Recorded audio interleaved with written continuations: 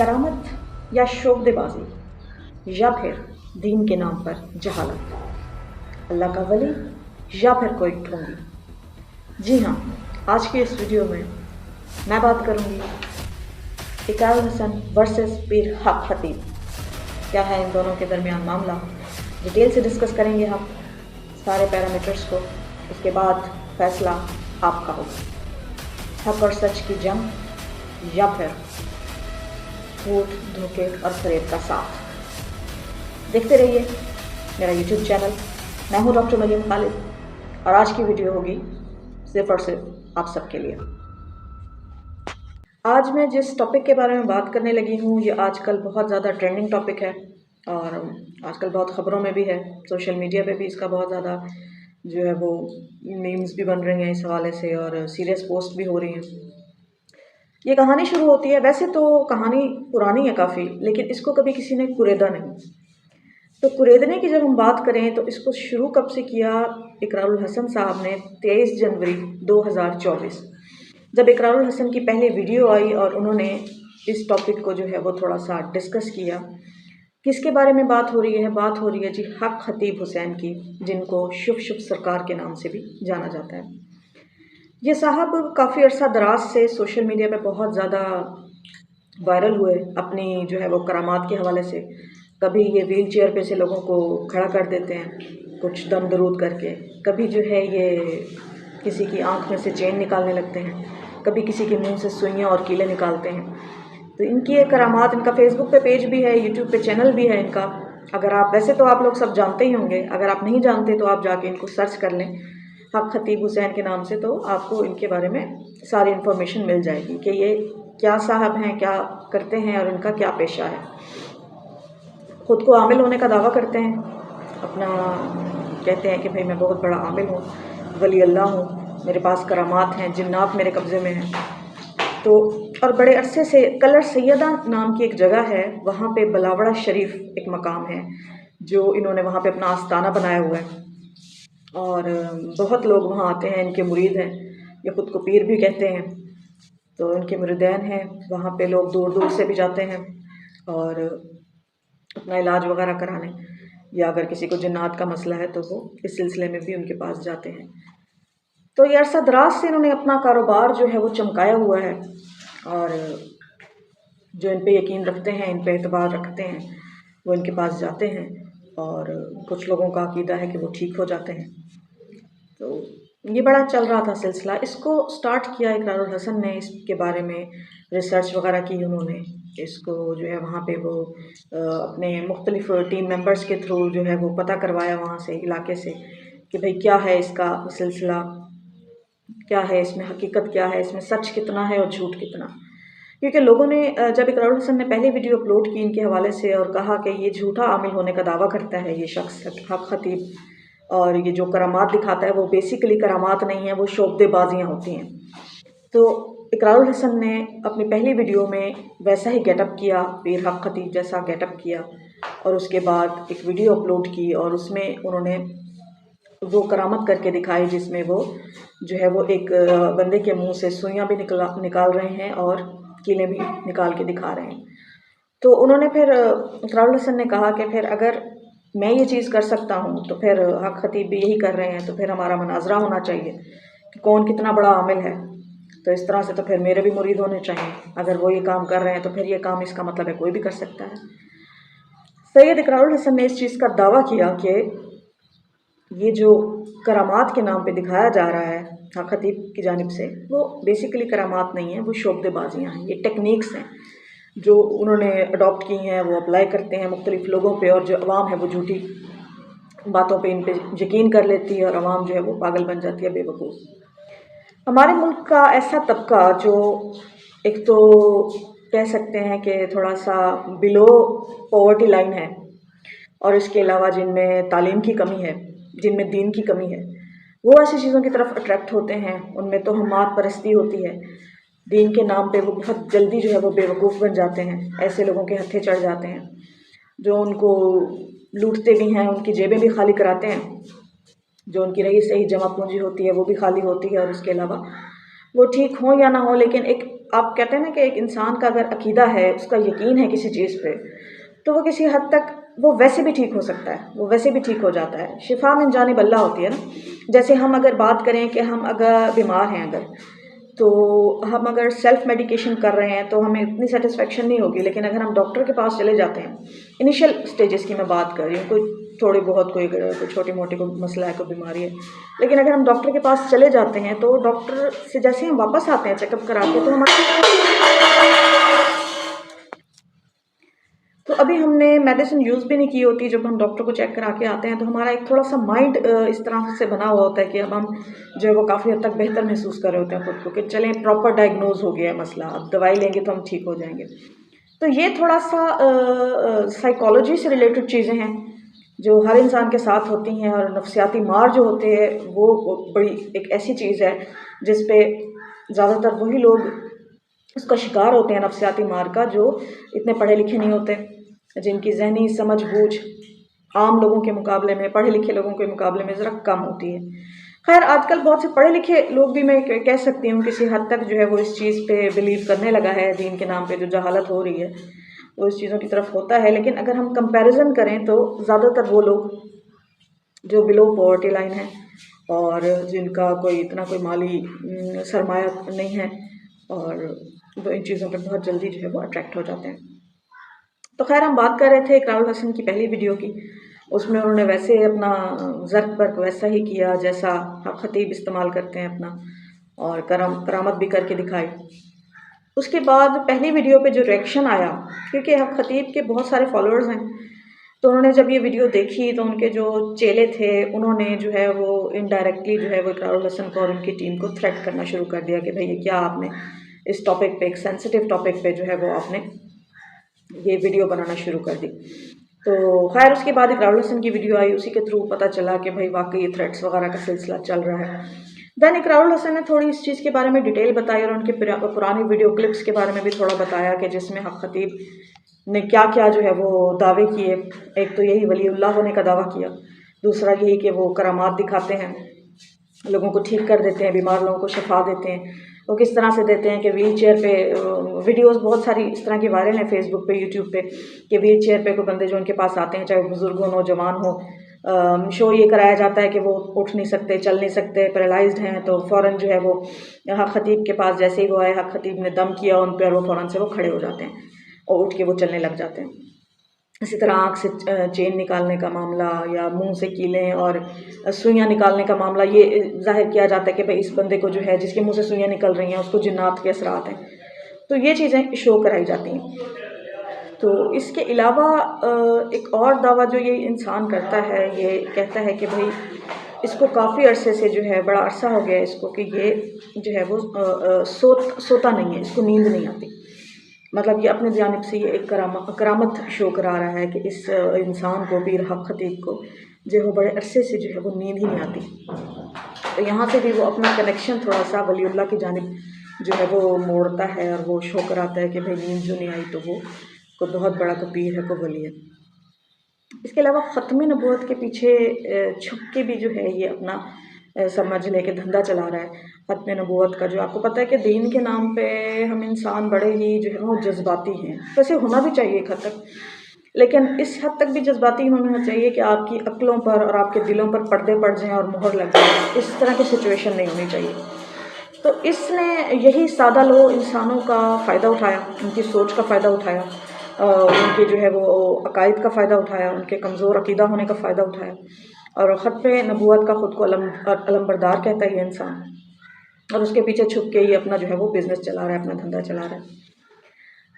फिर कुछ लोगों की जानिब से ये वीडियोस आई जो इसके सपोर्टर्स थे, जो इसके आस्थाने पे गए थे, या हो सकता है जो पेड थे, जिनको इसने पैसे दे के इस तरह की वीडियोस बनवाई। ये तो खुदा बेहतर जानता है, ये तो जो मेरे सामने सोशल मीडिया पे वीडियोस आई, मैं उनके हवाले से बात कर रही हूँ। तो उसमें कुछ लोगों ने ये भी कहा कि नहीं, ये तो हदिया ही नहीं लेते, कोई ख़ुद से अगर दे दे तो ठीक है, अगर इनके आस्थाने पे कोई गया है, खुद से अगर कोई दे दे तो ठीक है, लेकिन ये डिमांड नहीं करते, कोई तकाजा नहीं करते, कोई गिफ्ट नहीं मांगते, कोई हदिया नहीं मांगते। तो इस पे फिर इकरारुल हसन ने एक वीडियो बनाई और इकरारुल हसन ने कहा कि अच्छा ठीक है, अगर ये बात मान ली जाए कि कोई हदिया नहीं लेते और इसके अलावा इस आस्थाने को चलाने के अलावा इनका कोई और ज़रिया माश भी नहीं है, तो फिर इनके पास करोड़ों रुपए की प्रॉपर्टी कहाँ से आई है। तो ये फैक्ट्स के साथ इकरारुल हसन ने बात की, उनके पास फैक्ट्स थे इस हवाले से, उनके प्रॉपर्टी के हवाले से उनके पास सबूत थे, काफ़ी प्रूफ्स थे कि इनकी इतनी मालियत की इनकी प्रॉपर्टी है, इनके घर हैं, उनकी शायद और भी कुछ प्रॉपर्टी है, बहरहाल करोड़ों रुपए की प्रॉपर्टी। ये फिर उन्होंने कैसे बनाई, और गैर मुल्की वो दौरे भी कर रहे होते हैं, कभी वो इधर होते हैं तो कभी बाहर होते हैं। तो ये फिर कैसे पॉसिबल है कि एक इंसान कुछ ले भी नहीं रहा, वो फ़ी सबीलुल्लाह कर रहा है और इसके अलावा उसका ज़रिया आमदन भी कोई नहीं है। तो फिर ये चीज़ कैसे पॉसिबल है, प्रैक्टिकली कैसे ये चीज़ पॉसिबल है कि वो इंसान करोड़ों रुपए की जो है वो प्रॉपर्टी इस टाइम ओन करता है। दैन खैर ये बातें बढ़ी, फिर कुछ उसके जो चेले थे, कुछ इस तरह के भी यूट्यूबर्स भी हैं जो उसके सपोर्टर्स हैं। तो एक यूट्यूबर हैं आसिफ जट के नाम से, उनके मैंने ऐसी एक वीडियो देखी, उन्होंने इकरार की वीडियो आने के बाद कुछ इस तरह के वीडियोस बनाए जिसमें उन्होंने लोगों को बुलाया जो उनके मुरीद थे, हक खतीब के मुरीद थे, उनको बुलाया, उनके इंटरव्यूज़ लिए। तो उन लोगों ने कहा कि भाई हमारा केस जेन्युइन था, कोई जो है वो बुज़ुर्ग इंसान अपना बेटा ले आया कि मेरा एक ही बेटा था, इसको पता नहीं क्या मसला था कि ये बोलता नहीं था, शायद पैदाशी तौर पर बोल नहीं सकता था या सुन नहीं सकता था।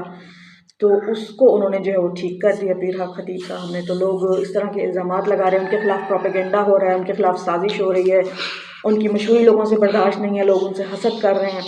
इस तरह की वीडियोस भी जो है वो मंजर आम पे आई कि लोगों ने जो है वो उस तरफ से रिएक्शन दिया। आखिर उनके बहुत चाहने वाले हैं, उनके बहुत पैरोकार हैं, तो उनसे ये चीज़ बर्दाश्त नहीं, उन्होंने भी भरपूर अपना रिएक्शन दिया।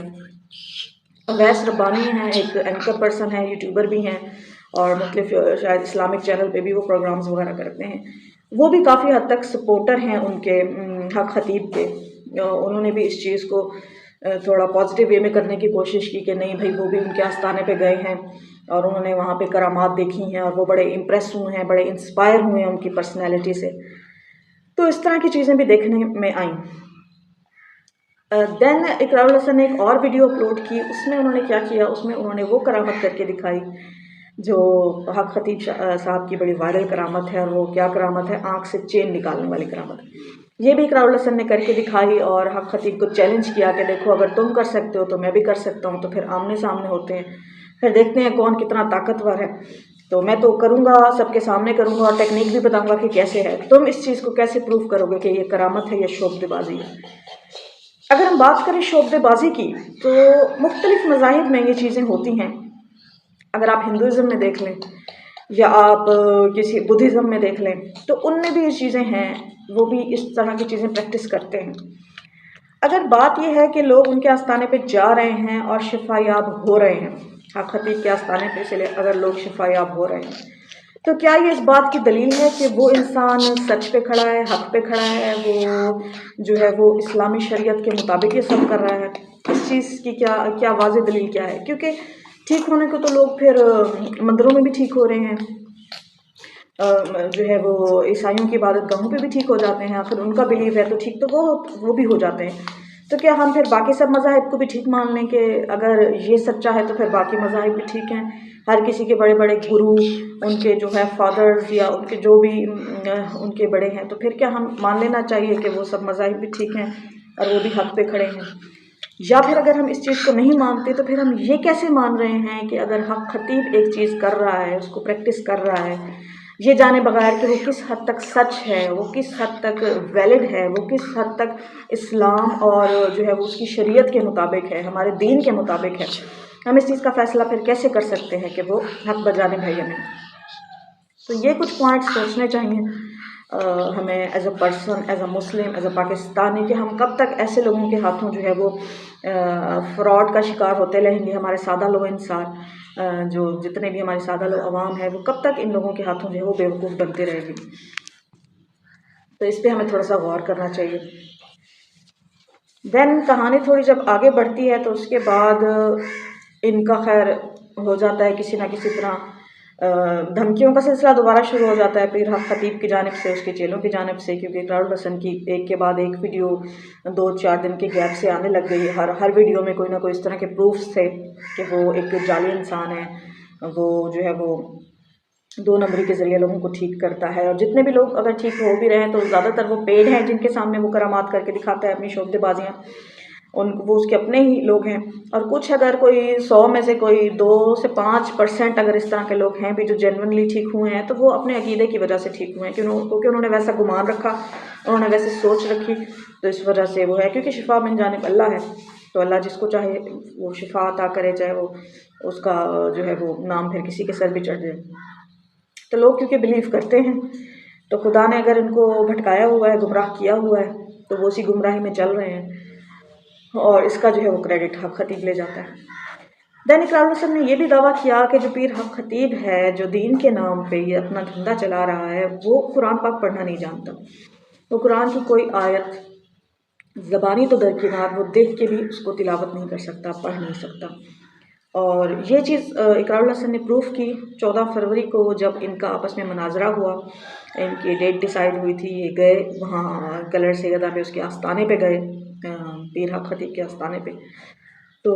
इम्प्रेशन तो ये था कि शायद इनकी 1 to 1 मुलाकात हो या कुछ इस तरह का, इतनी शायद गैदरिंग ना हो, अगर हों भी तो शायद 5-7 लोग हों जो उसके करीबी हों या इकरार के करीबी हों, उसकी टीम के लोग। लेकिन सिचुएशन इसके बरअक्स हुई। जैसे ही वहाँ उसके आस्थाने पे पहुँचे, उसने बहुत बड़ा मजमा इकट्ठा किया हुआ था, लाउड स्पीकर का इंतज़ाम किया हुआ था, बहुत उसने लोग इकट्ठे किए हुए थे, और वहाँ पे भी वो एज़ यूजुअल ख़त्ते नबूवत के पीछे छुपने की कोशिश कर रहा था। इसी टॉपिक पे वो स्पीच दे रहा था, लोग वहाँ पे नारेबाजी कर रहे थे, इसके चेले सारे जमा हुए हुए थे। इन्होंने पहले घेराव करने की कोशिश की, इकरार और उसकी टीम की। देन जो है काफ़ी इंतज़ार करवाया, 2 से 3 घंटे का इंतज़ार करवाया। उसके बाद जो है खतीब जो है इनसे मिलने आया, लेकिन उसमें भी जो है काफ़ी ज़्यादा इतना शोर था, इतनी आवाम का जो है वो रश था कि वो इस चीज़ के पीछे छुपना चाह रहा था कि किसी ना किसी तरह जो है वो सिचुएशन, अगर उसको लगे कि कहीं भी वो आउट ऑफ कंट्रोल हो रहा है। बुज़दिल इंसान की निशानी है ना कि वो मजमा इकट्ठा कर लेता है, वो 1 to 1 जो है वो बातचीत नहीं कर सकता या कैमरास को उस तरह से फेस नहीं कर सकता अगर वो झूठा इंसान है तो। देन उसकी कोशिश यही थी कि वो किसी तरह जो है वो इन चीज़ों से बच जाए, और जहाँ उसको लगे कि सिचुएशन उसके हाथ से बाहर हो रही है, तो फ़ौरन से जो है वो मजमे को कॉल करे, और एक ही उसकी कॉल पे जो है वो सारा मजमा जो है वो अटैक करे, या इतना ज़्यादा शोर व गुल मचाए कि इसकी बातें सुनाई ना दें, या जो है वो क्लियर पता ना चले कि ये क्या कह रहा है या किस तरह की बात हो रही है। देन खैर इसका जो अंदाज़ था इकरारुल हसन से मिलने का, वो बड़ा वालेहाना और बड़ा पुरजोश, जैसे वो शो करा रहा हो कि बहुत खुश अखलाक इंसान है, और बहुत वार्म वेलकम करने की कोशिश की उसने अपनी तरफ से। देन खैर जब इनकी थोड़ी सी सिटिंग हुई, लेकिन वो सिटिंग भी प्रॉपर नहीं थी, ये जिनका मजमा ही था सारा जो वो इनको चारों तरफ से घेरा हुआ था। देन इकरारुल हसन ने सबसे पहले तो यही बात कि भाई आप खुद को वलीउल्लाह होने का दावा करते हैं, तो आप बताएं, कोई करामत दिखाएं हमें। तो वो इस चीज़ से मुकर गया, वो इस बात से ही मुकर गया, क्योंकि कैमरास थे वहाँ पे, इतने लोग थे, तो वो इस चीज़ से मुकर गया। अपनी तरफ से वो डाउन टू अर्थ बनने की कोशिश करने लगा कि नहीं, मैं तो कोई वलीउल्लाह हूँ ही नहीं, और मैंने कभी इस चीज़ का दावा नहीं किया। हालांकि वो बारहा टीवी चैनल्स पे भी इस चीज़ का दावा कर चुका है, और अपने आस्थाने पे अपने मुरीदों के साथ जो वीडियोस बनाता है उसमें भी वो बारहा इस चीज़ का इजहार कर चुका है कि वो खुद को वाकई वलीउल्लाह कहता है। देन सेकेंड नंबर पे इकरारुल हसन ने उसको ये कहा कि तुम जो है कोई करामत करके दिखाओ, कुछ करके दिखाओ ऐसा जो हम इम्प्रेस हो, हम वाकई माने कि वाकई तुम्हारे पास कोई करामत है। तो उस इंसान ने उस बच्ची को बुलाया जिसके साथ वो 3 से 4 मरतबा पहले भी ये चीज़ प्रैक्टिस कर चुका है, वो आँख से चेन निकालने वाला। तो चौथी बार उसने वही जो है वो चीज़ करके दिखाई इकरार के सामने कि देखिए मैं जो है इसकी आँख से चेन निकाल सकती हूँ। अब पहली बात तो ये कि क्या वो बच्ची अभी तक ठीक ही नहीं हुई, इसको ऐसी कौन सी बीमारी है कि हर बार उसकी आँख से चेन निकल रही है लेकिन वो रिकवर नहीं कर रही, वो ठीक नहीं हो पा रही। दूसरी बात यहाँ पे ये आती है कि जो है किस तरह से ऐसा पॉसिबल है कि आप एक ही इंसान को जो है वो यूज़ कर रहे हैं अपनी एक करामत के लिए। उसकी हर वीडियो में वही लड़की होती है जिसकी आँख से चेन निकलती है। नेक्स्ट हम जो है अगर सोचें इस बात को कि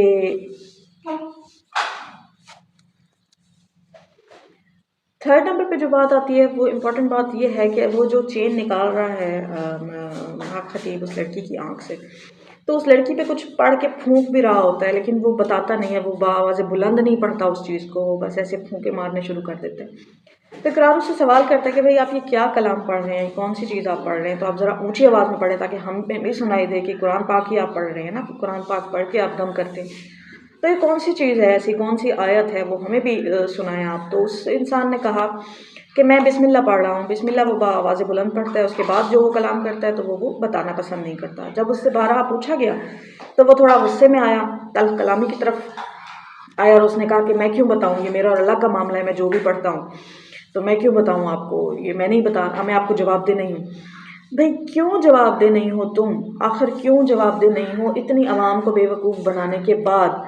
उनका इस्तेहसाल करने के बाद, उनको इस्तेमाल करने के बाद, उसकी उनके कमज़ोर अक़ीदे को यूज़ करने के बाद,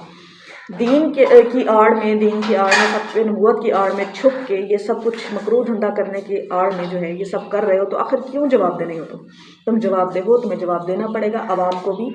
मीडिया को भी जो है वो सबको जो है तुम जवाबदेह हो सबकी नज़र में, और खुदा की नज़र में तो तुम वाकई जवाबदेह हो ही। वो तो खैर वो वाकई तुम्हारा और अल्लाह का मामला है, वो जब हिसाब किताब होगा तो अल्लाह ही पूछेगा तुमसे। मगर इस दुनिया में तुम जवाबदेह हो उन लोगों को जिसको तुमने बेवकूफ़ बनाया और जिनका जो है वो तुमने इस्तेमाल किया अपने मकसद के लिए, अपने पर्पस के लिए, अपनी झूठी शोबदेबाजियाँ दिखाने के लिए। जिन लोगों को तुमने जो है वो इस्तेमाल किया, तुम उन सब के जवाबदेह भी हो और उन सब के गुनाहगार भी हो।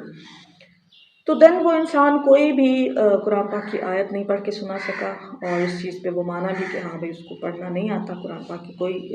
तिलावत वो नहीं कर सका। तो वो मैं यहाँ मेरा सवाल है उन सादा लोग इंसानों से जो इसके मुरीद हैं, आखिर उन्होंने क्या चीज़ ऐसी देखी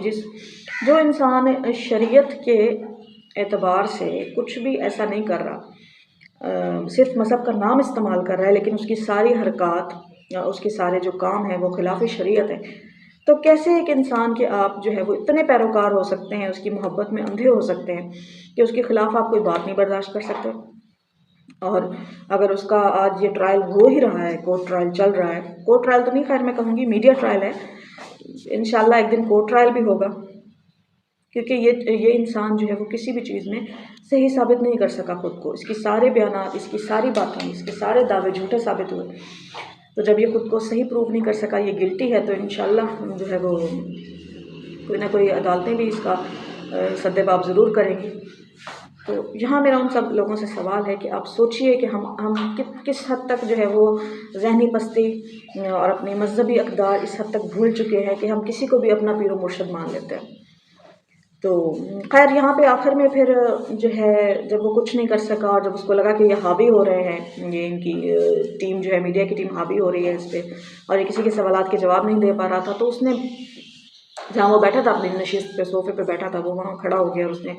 नारेबाजी शुरू कर दी। और सारे चेले और जो है वो समझ गए उसका इशारा कि भाई अब ये जवाब तो दे नहीं पा रहा, तो उन्होंने भी ज़ोर ज़ोर से नारेबाजी और शोर व गुल और फिर वहाँ गालियों का सिलसिला शुरू हो गया। सब ने जो है उसके चेलों ने, उसके मुरीदीन ने उनकी मीडिया की टीम को गालियाँ वगैरह देना शुरू कर दी कि भाई तुम लोग हमारे पीर और मुर्शद के जो है वो डेरे पे घुस आए हो और इस तरह की बातें कर रहे हो, इस तरह के इल्ज़ामात लगा रहे हो। खैर इस तरह का सिलसिला चला और एंड में जो है वो आकर इंसान भाग गया, क्योंकि वो सवालों के जवाब नहीं दे सकता था। तो यहाँ उसका चेहरा जो है वो अच्छी तरह से बेनकाब हो चुका है लोगों की नज़र में, आवाम की नज़र में। सोशल मीडिया का दौर है, हर जगह ये खबर फैल चुकी है, हर जगह ये चीज़ें जो है वीडियोस के थ्रू वायरल हो चुकी हैं, देहातों में भी, शहरों में भी, हर जगह। तो अब मैं यही लोगों से रिक्वेस्ट करना चाहूँगी कि अपनी आंखें खोलें, थोड़ा दीन को खुद पढ़ें, खुद समझें कि दीन है क्या, दीन की असल टर्म्स क्या है। ये जो दीन के नाम पे जितने ये बने हुए हैं लोग, ये सारे फ्रॉडी, ये सिर्फ नाम मज़हब का इस्तेमाल करते हैं, लेकिन इनके अंदर कोई इस तरह की कोई खूबी नहीं होती, कोई दीनी लिहाज से कोई फहम फरासत नहीं होती, सिर्फ़ और सिर्फ अपने बिजनेसेस चला रहे हैं ये। तो खुदारा मेरी गुजारिश है सब लोगों से, चाहे पढ़े लिखे लोग हैं, चाहे सादा लोग हैं, तो ध्यान करें, इस तरह के लोगों से बच के रहें, अपना और अपने प्यारों का रखिए बहुत सारा ख्याल। मैं इंशाल्लाह नेक्स्ट किसी एक्सक्लूसिव टॉपिक पे वीडियो बनाऊंगी और दोबारा आपकी खिदमत में हाजिर हो जाऊंगी। Thank you so much. Allah हाफ़िज़।